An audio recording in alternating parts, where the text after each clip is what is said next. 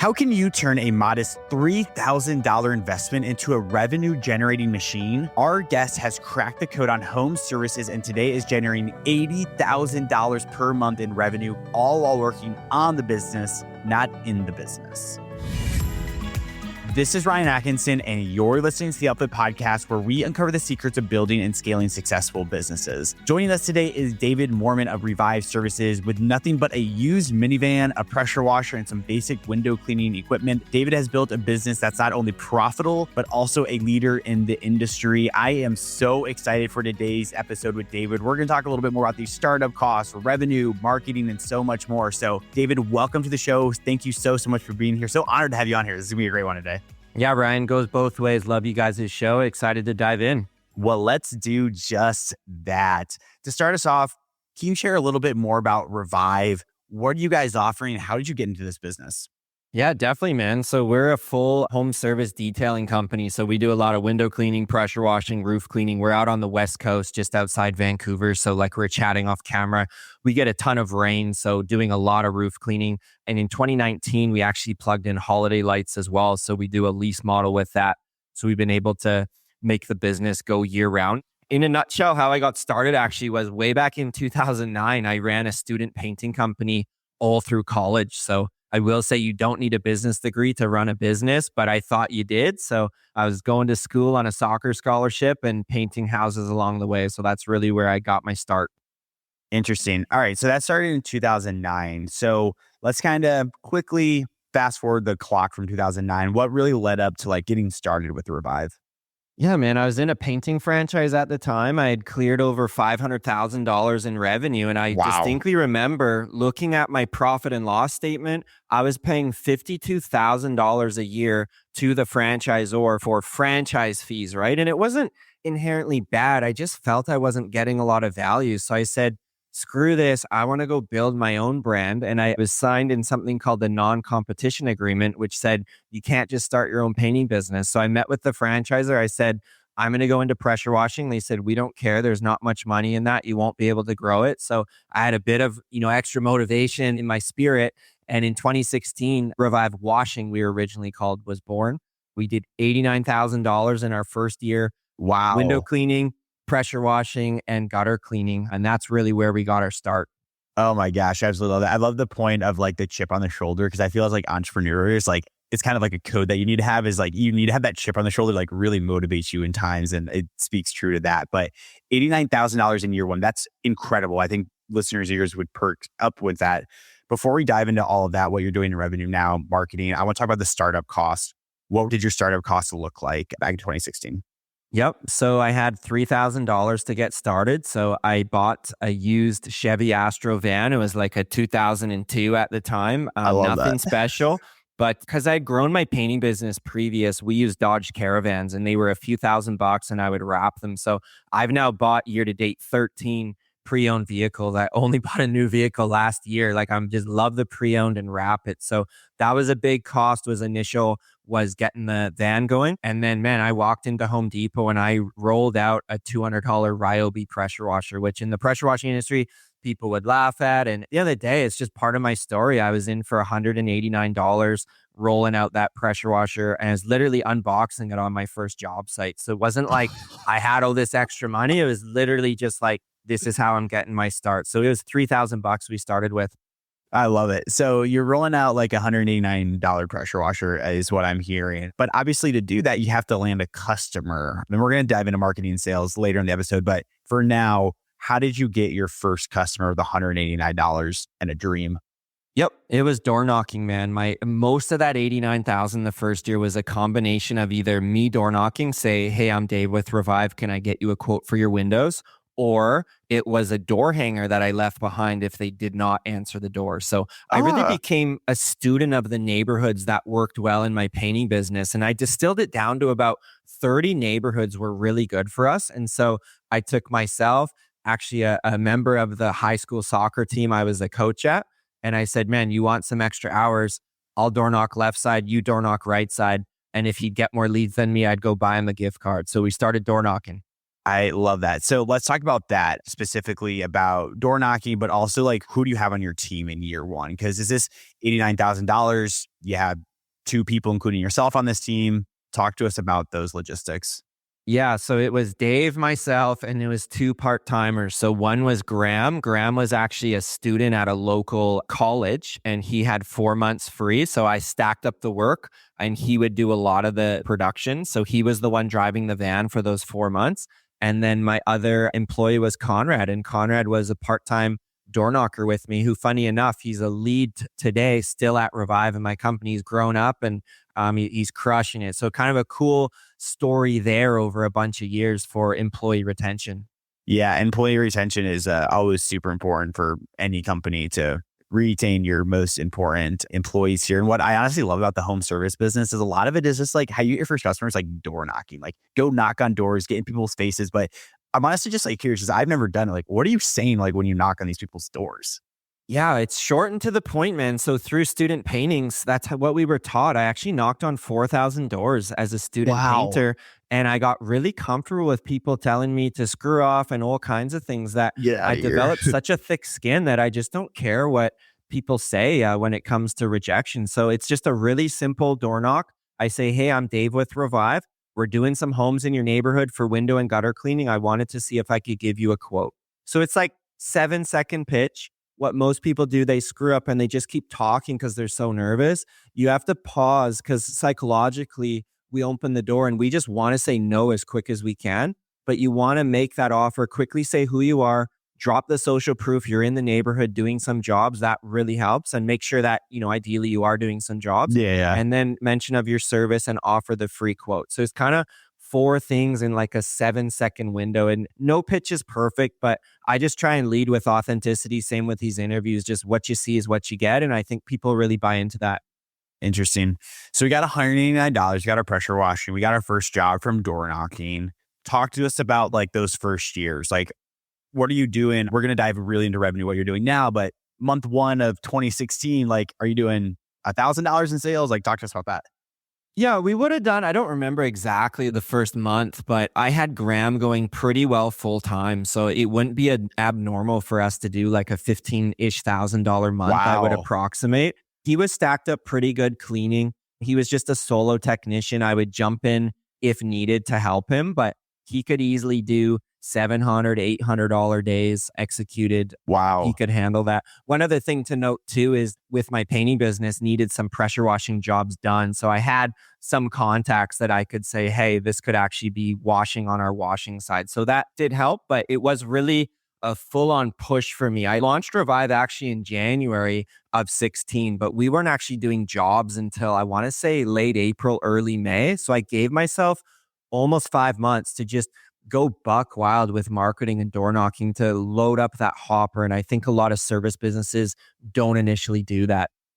Yeah, interesting. So I'm here like you said, like a 4 or 5 month lag time. Was that like intentional to build that client list, or was it because of like weather conditions in Vancouver? I just want to be clear on that.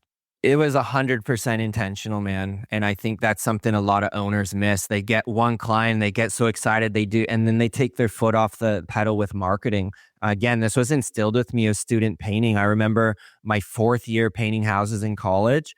I came into May with $106,000 of signed contracts without painting a house that year. So it's like, I'm all for doing a pre-launch properly, and then you can segue into production. So it works beautifully for painting, pressure washing, whatever home service you have.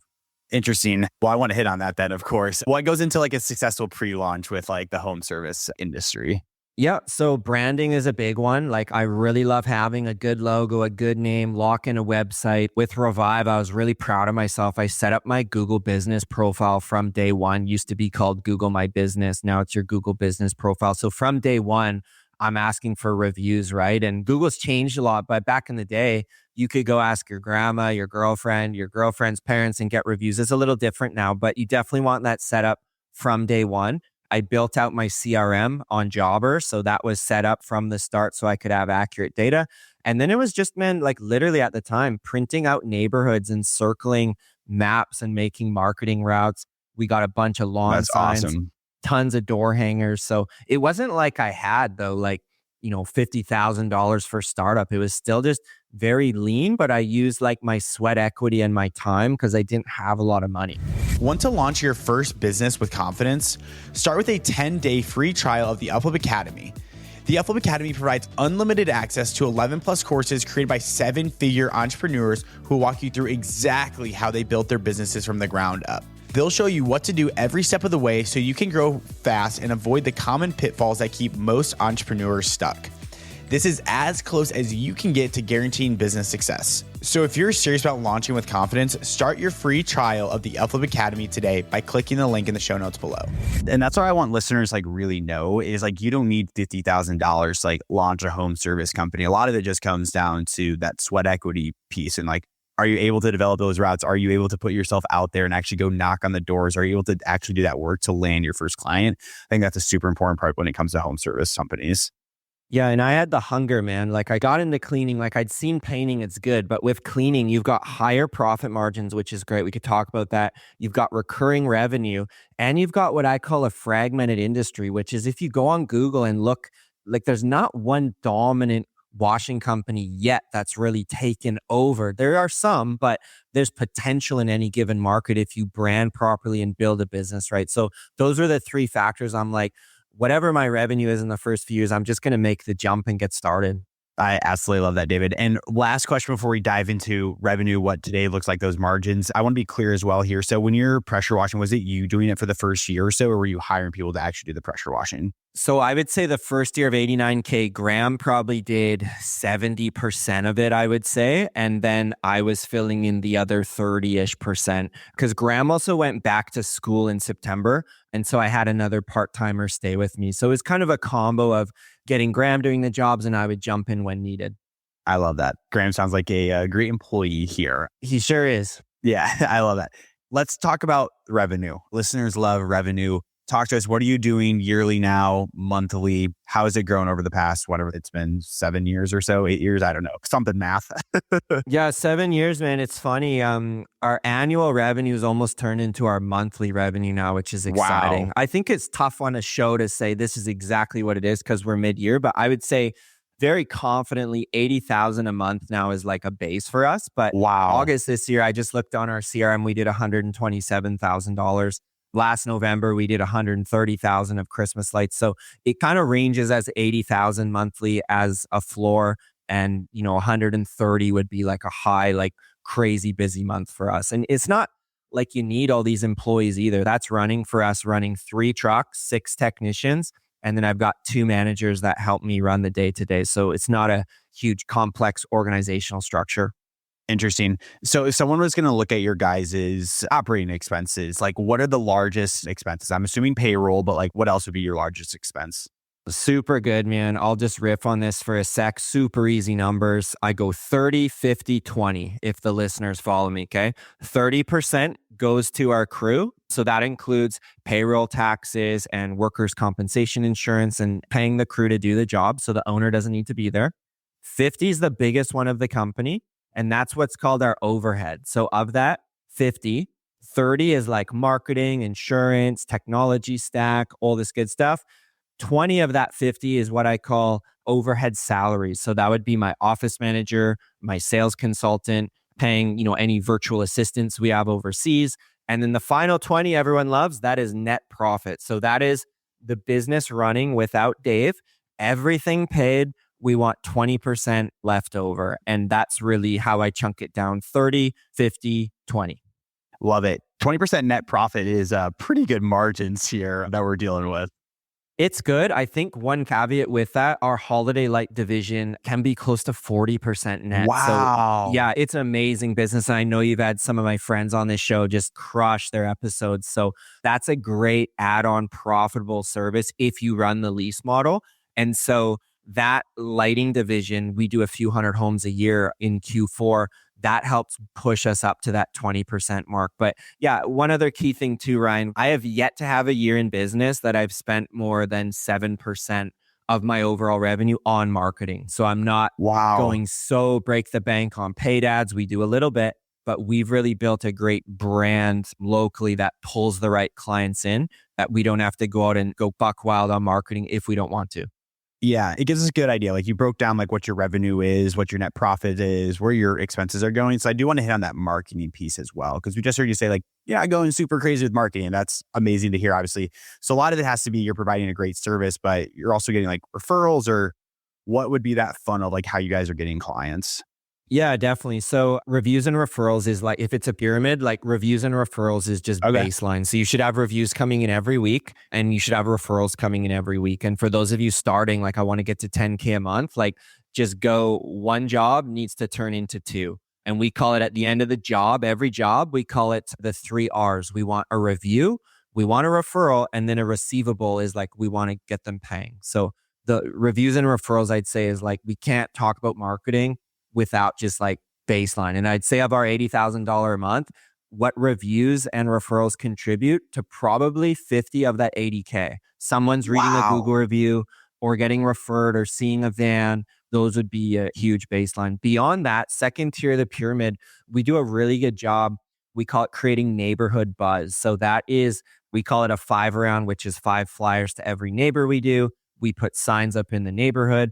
All our technicians are in uniform. Back in 2019, I put $12,000 into wrapping all of our vehicles because I just was such a believer that we want to brand this thing properly. So we dominate the neighborhoods. And then final tip of the pyramid is paid. We work with an SEO company right now. We're about $900 a month just to keep that top ranking on Google. And then additional to that, we do the Google pay-per-click ads, and we've also ran some Facebook campaigns. So for listeners listening, I try to keep it so simple.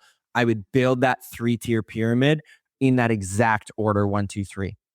David, I have to like say thank you so far on this podcast, because you've been great, like just breaking down like a revenue and super actionable. So you're doing a great job, and we're going to continue this. So stay tuned as well. But the reviews and referrals piece, I think, is interesting because that's really the foundation of how you're getting, you said $50,000 a month to get to that like $80,000 a month.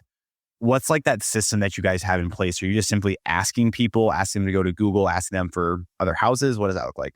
Yeah, so we got to give credit where credit's due. We worked with a software called Nice Job when we were around 100 Google reviews, and that helped grow us and get a few hundred more reviews. So that was great. But honestly, man, we've not even used much software in this last year. It's just been us doing a great job. And through Jobber, we actually, when we send the invoices finally paid, we send just a hyperlink that says, thank you so much for your service. If you could do us a solid write a review. Here's the kicker though, man. And this is, I'm so glad to just get this out to the world. We say in that email, we will tip our technicians $10 each on behalf of you if you leave a Google review. You say that, conversion through the roof. And we do. We tip our technicians $10 for every review that they get. And we see a steady highway of Google reviews come in. And one more thing I want to say, man, we actually had our Google business profile suspended earlier this year for about 65 days. And as a business owner, I was freaking out like, are we going to get jobs? Is this going to happen? We still had really strong months for revenue. And one thing I want to hit on with marketing, we have a client base now of about 8,200 and some odd people. We can email and text. And now that was the strategy that got us through those 65 days of just going back to our people who hired us and saying, hey, it's Dave with Revive. We're doing this service. So I don't want to talk about marketing and not touch on re-engaging your clients because it saved us this year. Yeah, that's what I think is a really important piece. And what I'm running through my own business right now is who are people that were express interest at all over the past year? Because we're going into November, December as an agency. It's tough. People are like, I'm planning budgets. I don't want to take a meeting. So it's going back to people, be like, hey, you're interested in July, like is now a better time. And I think that's a really important piece is who do you already have existing in your CRM that you can hit on that have expressed interest and resell to them? 100%. It's been a huge boost for us this year. Yeah. I'm curious as well. So that's been a huge boost for you as a whole, as a company. A question that comes to mind for me that I'm just like personally just curious about is you did $89,000 in your first year. Now you're doing $80,000 a month. Let that soak in. I'm curious, like what has been the differences as like a leader, as like a CEO of doing $89,000 a year to $80,000 a month? Yeah, 2 things, man. It's your systems that we have and it's our team. Like the best thing a business owner can do, and this might just mess up people, but it's fine. You have to become the most irrelevant person in your business. And I'm no word of a lie, man. I'm in our office once every 2 weeks and I take all our team out for breakfast every second Monday. And additionally to that, I'm still available on Slack if someone wants to meet or there's a big issue but I've worked myself out of a job to go build another company. And I think that's the ultimate compliment is when your people can run the day-to-day of the business. And I'm not saying this is easy. Like I've been in home services for 16 years. We've done over $7 million in revenue overall. So it's just like, it takes time to get there. But if you can really learn to identify who's great people and bring them in your company and show them, hey, in 3 years, this is our vision where we're going, you'll keep great people. So that's my little piece on people. We could do another chat about that.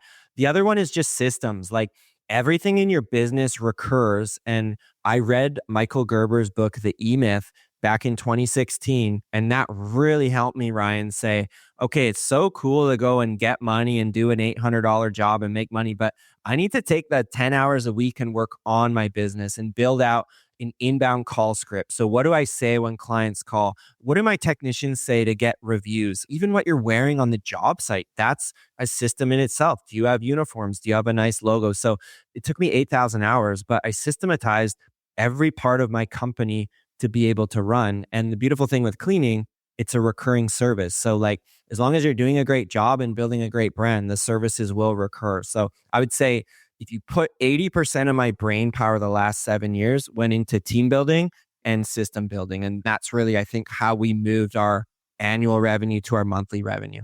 Yeah, I love that piece because it is so hard as like a business owner to be an owner, not an operator. I think that's a really big jargon, work on your business, not in your business. How long did it take you to do that? Was this a day one thing? I know you had Graham doing a lot of stuff early on, but how long did it actually take you to go to that completely owner's mentality? Yeah, it was the year between 2018 to 2019. So first year, I know your audience loves numbers. So first year was 89,000. Then we added a second truck, seasonal still, did 155,000 in 2018. Here's the kicker, man. In 19, we went from 155,000 to 582,000 in Wow. 1 year. So added the vans, wrapped, hired. The winter of 2018, I built out the business. I'm like, we're moving from, 1, 2 trucks up to 4, and we're going to do this more seriously. And I still had my painting business running too, by the way. So it's just like a crazy, crazy time. But I had this vision I wanted to grow. So it really took off that year for me because of the systems that I put into place in the winter. And again, giving credit where credit's due, I ran across a fellow on the internet called Josh Latimer, became a mentor of mine.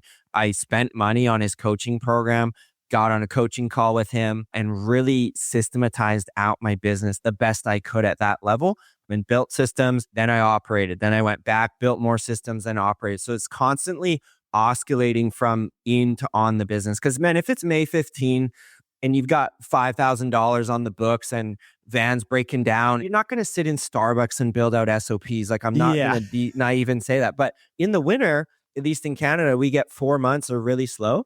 I was just like a student every day, just working on different departments of the business. And I think it showed come operating season. Dude, I love that mindset of like, there's ebbs and flows when it comes to an entrepreneur. It's working on the business, in the business, and you have to pick that at the right times. I want to get actual for the listeners here. If you told them one department to build out systems first, what department would that be? Oh man, it'd be a two-way tie. I would do marketing systems and I do operation systems. So I think the first hire in any home service business should be the owner extracting themselves off the job site and putting in a lead technician. In some markets, that's $25 an hour. Others, it's 35, whatever it is.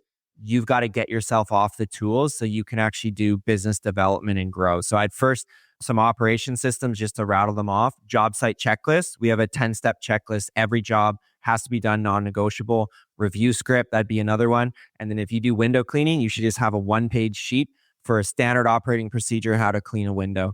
On the marketing side, it's still a seat I sit in today, Ryan. I see myself as the marketing director at Revive. Like if the phone's not ringing, it's because Dave dropped the ball in marketing. So I think marketing can be your leanest department, but we have a team of virtual assistants that help us with graphic design and running Instagram and all this stuff. So I think you want to also build out some basic systems on the marketing side too. So I'd start with ops and then move to marketing when you got time. Interesting. On the ops side, I'm curious for you, your first like few hires, were they on an hourly salary or were they on like a fixed, like you're getting paid $400 a month? Or how do you approach that as a business owner? All hourly, man. I've done salary before. We've done performance pay. Like we've done it honestly all. I've hired over 150 people now. So I Yeah. just find like hourly in this trade in cleaning specific works great. And I know you can do subcontractor. And I just want to speak to like what's worked for me. And that's paying technicians hourly, but bonusing them up $10 per review. We double that to $20 each when their name gets personally mentioned on a review, which is killer. And then they get the opportunity to receive 100% of the tips they make as well. And we use Jobber to process our payments. So we kind of do solid base rate hourly, and then we pay additionally those performance bonuses based on how they do. And that's made for a really great structure when it comes to compensation. Yeah, and I feel like compensation as a business owner is like one of the hardest things to like get right because you don't want to undercompensate people, but you also don't want to overpay people. It's like a really hard balance to get. Yeah, it really is. And I think a lot of new business owners will actually overpay their people. I know I did. Like originally, I was paying technicians 50% of the job, which was just like, it's way too high. Like now we run on about a 30% model, like I said. So generally, I'll see owners actually overpay their people. And then there's no room for margin. And here's the thing, your employees should want to work for a profitable business because that means that they have some ascension opportunities. And I think most home service business owners, they're like, cool, Ryan, Dave, I'm going to scale up. But they scale up with this owner operator price book still, and it's just charging too cheap and they just run themselves crazy and stay too busy. Yeah. And I think that's another important piece as well, is you're hitting on a lot of points here, is like not undercharging for your services, especially when you're starting your first company. You might not have that confidence or like that no. And so people always say like charge like 50% more than like what you want to charge because that's what like you're actually worth, and especially in like a home service business where, you know, margins can be margins. You want to definitely make sure you're getting paid fairly. Yeah, I think the biggest thing, like again, a cliche, like know your numbers, but I think the biggest thing is just jump on Indeed or Glassdoor today and find out what you need to pay a technician in your market. Whatever that is, I would times that by 3 or 4 times. We call it the 4x wage multiple. So if I'm $25 in my market, I need to make sure that technician's billing out at $100 an hour because that's going to keep my direct labor at 25%, which I said on this podcast, I like 25-30% range. So most owners will be like, okay, I have to pay Josh 25 an hour. I'm going to charge him out at 50. I'll be killing it. But this overhead's going to sneak up on you and you'll end up with no margin. So I think it's really important when you choose to step off site, you got to make sure your price book matches and you have to be okay. Like I'll say this too, a really important point. The clients who paid me that first 89 grand, most of them are not our clients today because our prices have went up, Yeah. up like a professional cleaning company. And it's no one's fault. It's just that's how the business evolved and grew. And I eventually learned my numbers that to scale up, we've got to charge higher for this to make this thing profitable. Yeah, that's an exercise we're going through right now at Spacebar Visuals. So I definitely hear you on that. But because of time, if someone's like, well, David, you are super profitable. And you know what? I'm ready to get started. Last question before we get to our fan blitz. If someone's like, I want to get started with this, what advice would you give them for the next 30 days on how they can get started? Yeah, I mean, I would get serious about building out a solid marketing plan. I think if you could come to an expert like myself and line out, hey, I want to get to 100 grand. Here's my marketing plan. This is exactly what I'm going to take to do it. That'd be one, the plan. And then two, I would block schedule out your calendar, man. For me with door knocking, I just set it up 3 days a week. I was going for 3 hours, non-negotiable, rain, dark, light, didn't care. It was just in my calendar. So I like to see the plan married with like that implementation of like, I'm going to have some gumption and stick to this. So I would start with marketing and then of course through the off season, build out your Google business profile, set up your CRM. But you know, those things don't necessarily generate revenue right away. So you want to kind of have that fire in your belly to say, I'm just going 100-day like marketing blitz and I'm going to go stack up those contracts. I love it. That is phenomenal advice and phenomenal advice throughout this podcast. So we are going to move to our fan blitz questions here. And these are questions submitted from our community. And guys, if you want to join in on amazing entrepreneurs and get your questions answered, go to www.youtube.com/UpFlip and submit your questions there. But David, ready for our last 5 questions? Let's do it, man. Let's do it. I'm really excited for this question. That's a good one. If I ran this business solo, what's the most I can expect to make before I have to make my first hire?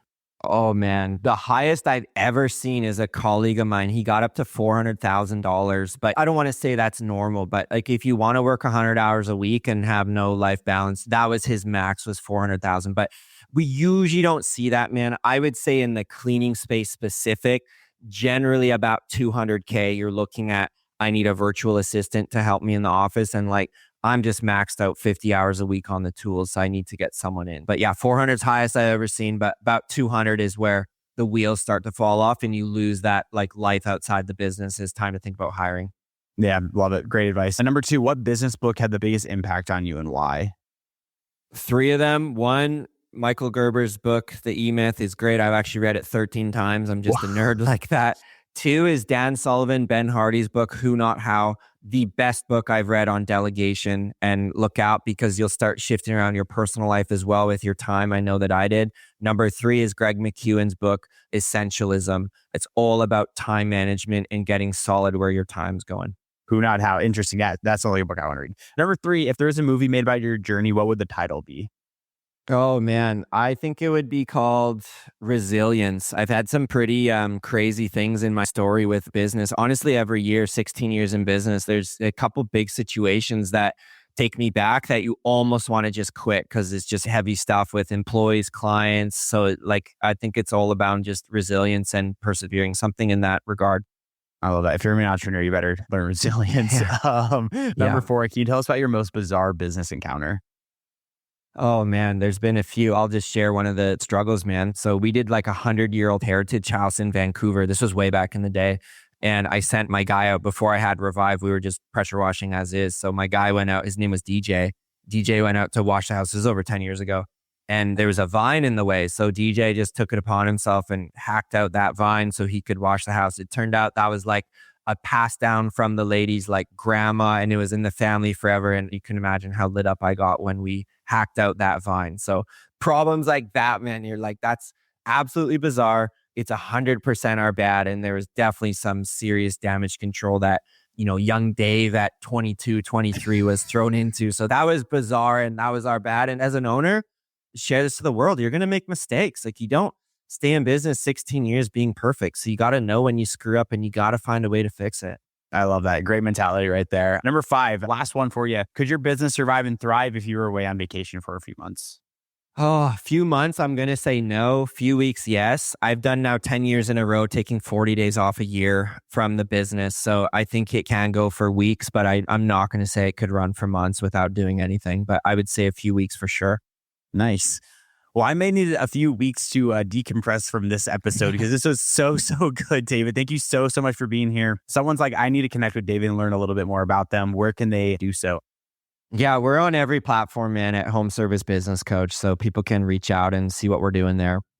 Everyone, that was an amazing episode with David. 3 quick takeaways for you. Number 1, I loved when he talked about the foundation of what he's doing. $50,000, in fact, of what he's doing from reviews and referrals. So if you're looking to build out your marketing strategy, start with reviews and start with referrals. Number 2, be the most irrelevant at the company. I know that sounds crazy to hear as a CEO, as an owner, but you want to build out SOPs where people can work off of, where people can go without you. And that leads us into our third one. Build out SOPs. Build out SOPs from day one. He gave great tips on build out marketing, but also build out ops at the same time. It was a tiebreaker for him. So choose which one you want to do, but definitely start building out one. Amazing episode with David. Ton of great advice in here, guys. And I know you guys are going to be empowered to start your own home service company. Perfect. Well, David, thank you so much for being here today. Appreciate this episode. Really great insights here. So thank you so much. Yeah, thanks, Ryan.